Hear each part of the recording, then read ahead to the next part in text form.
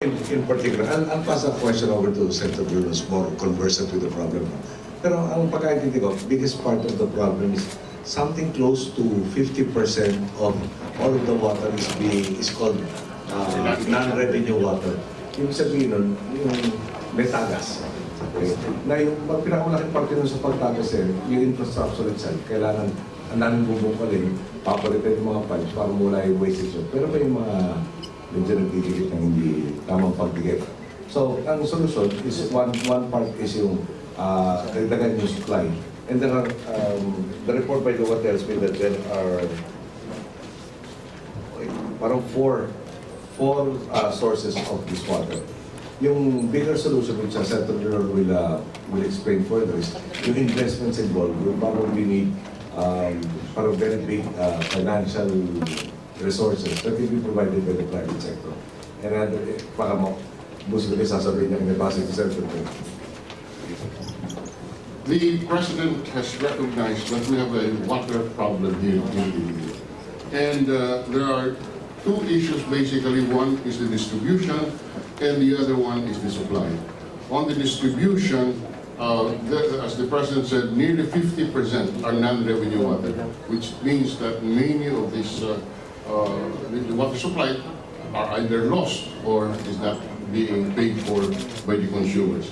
We have egged the board of the MIWD to enter, to in effect privatize, have the private sector run it, because we need billions and billions of pesos in order to put the distribution system in order, and there are simply no funds available in the MIWD. Now, on the matter of supply, right now, there are two principal suppliers plus the supply of MIWD. The problem really is the fact that marami dito goes to waste.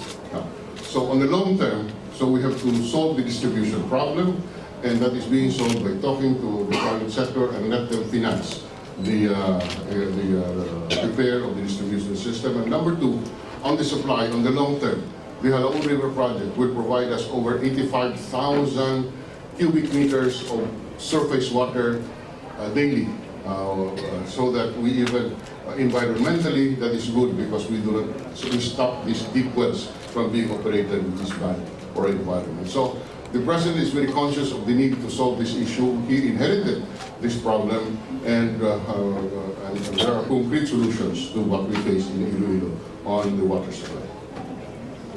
Thank you. Thank you. Tobina Observa, Daily Guardian.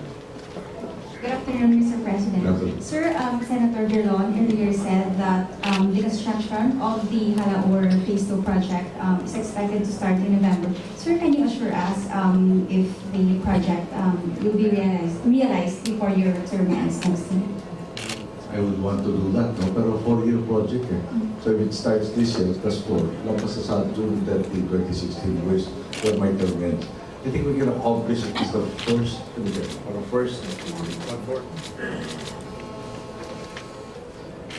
is part of the project is called Alibunan Catchment Dam.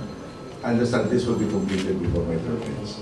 Now may approval pa for the Oriental Exim Bank, which we are waiting for. And of course, it's a very, very expensive project. So, including, it's not just the physical construction of the dam, pati na yung management of the waters, yung ecological concerns, so on and so forth. It's a 4-year project. So obviously, with less than, I'm sure, less than 390 days remaining, 390 will not suffice to complete the project. But at the end of the day, this is a worthwhile project, whether the work goes to not just our studies, but also that of the Korean government of the Exima. This is a worthwhile project, and I don't see anybody who will succeed me, who will suddenly say, stop the project. It will be very hard to explain why we will deprive clear benefit or Thank you, sir. Thank you.